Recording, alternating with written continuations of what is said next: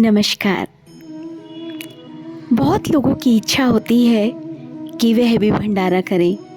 कहीं मंदिर में जब भंडारा होते देखते हैं तो उनके मन में एक भाव आता है, काश हमारे पास इतना धन होता कि हम भी भंडारा करते। तो निराश होने की ज़रूरत नहीं है।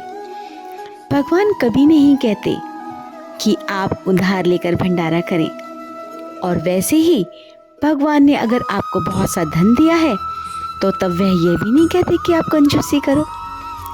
तो अगर आपके पास धन का अभाव है और आप चाहते हैं कि आप भंडारा करें तो बड़ा ही आसान सा उपाय है। आप जब सुबह खाना बनाते हैं या नाश्ता या दोपहर का लंच, जब भी आपको समय लगे, शाम को नहीं, मैंने कहा सुबह या दोपहर, शाम को नहीं, तो आप उस समय जो पहली रोटी बनाते हैं वो तो शायद गाय के लिए निकालते होंगे। अब जो दूसरी रोटी आप बनाएंगे उसमें से एक छोटा सा टुकड़ा तोड़ लेंगे और उस छोटे से टुकड़े में से आप छोटे छोटे 5 टुकड़े कर लेंगे। 5 टुकड़े क्यों करने हैं? क्योंकि हमारा शरीर 5 तत्वों से मिलकर बना है, तो इसीलिए हमने 5 टुकड़े किए छोटे छोटे। और अब आपके किचन में कोई छोटी मोटी कटोरी रखी होगी और उसको आप गैस पर गर्म होने के लिए रख दीजिए। छोटे छोटे टुकड़ों में से एक टुकड़ा उठाइए और उसके साथ चीनी और घी लगाइए।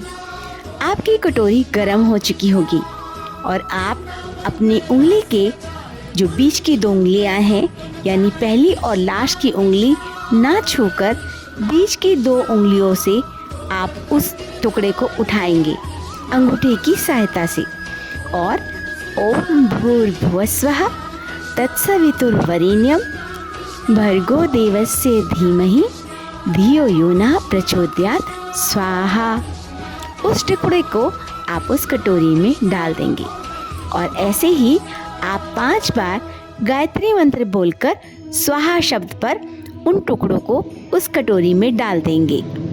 5 टुकड़े जब आपके जल जाएंगे तो आप सबसे लास्ट में घी और चीनी का छींटा ओम पूर्णमदः पूर्णमिदं पूर्णात् पूर्णमुदच्यते पूर्णस्य मादाय पूर्णमेवावशिष्यते स्वाहा। अगर इतना बड़ा मंत्र भी नहीं बोल पाएंगे तो आप बोलेंगे पूर्णाहुति स्वाहा। ओम पूर्णाहुति स्वाहा, यानी हमने यज्ञ को कंप्लीट कर लिया, पूर्ण कर लिया। अब आप कहेंगे इससे क्या फायदा होगा?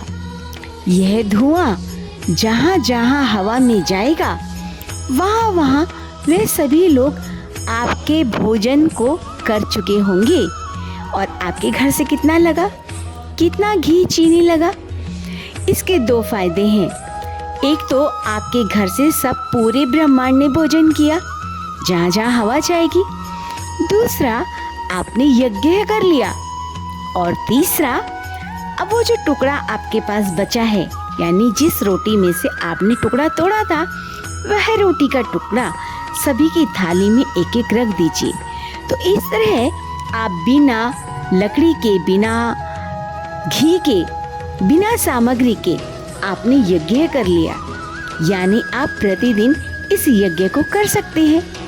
तो हुआ ना कितना फायदा पर्यावरण का भी, और आप अपने भोजन को एक प्रसाद रूप में ग्रहण कर रहे हैं।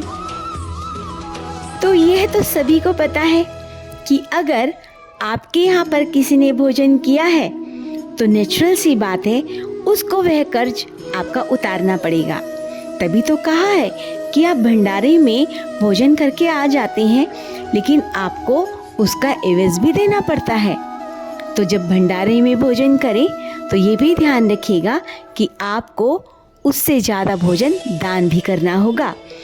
तो अब आपने तो अपने घर से हवन कर लिया, अपने घर से भंडारा कर लिया, सभी लोगों को आपने भोजन करा दिया, तो हुई ना बहुत बड़ी बात। तो आप इस तरीके से अपने खाने में से आप इस तरीके का जब प्रतिदिन यज्ञ करेंगे तो आप ये समझ लीजिए पूरे ब्रह्मांड को आप भंडारा दे रहे हैं। और भगवान की कृपा आपके ऊपर हमेशा बनी रहेगी। आपने पूछा कि क्या सब्जी और नमक डालकर भी कर सकते हैं? नहीं, हमेशा मीठे का ही हवन किया जाता है। तो आप अपने रोटी के टुकड़े पर चीनी या घी लगा सकते हैं। अगर उस दिन आपके पास घर के अंदर घी नहीं है तो आप अपने घर के दूध के ऊपर से जरा सी मलाई का भी इस्तेमाल कर सकते हैं। अगर आप ये कहते हैं कि अरे आज तो हमारे यहाँ खिचड़ी बनी थी, रोटी तो बनी ही नहीं, आज क्या करेंगे? तो आप सिर्फ दूध और चीनी का भी हवन कर सकते हैं। आप ड्राई फ्रूट्स का भी हवन कर सकते हैं।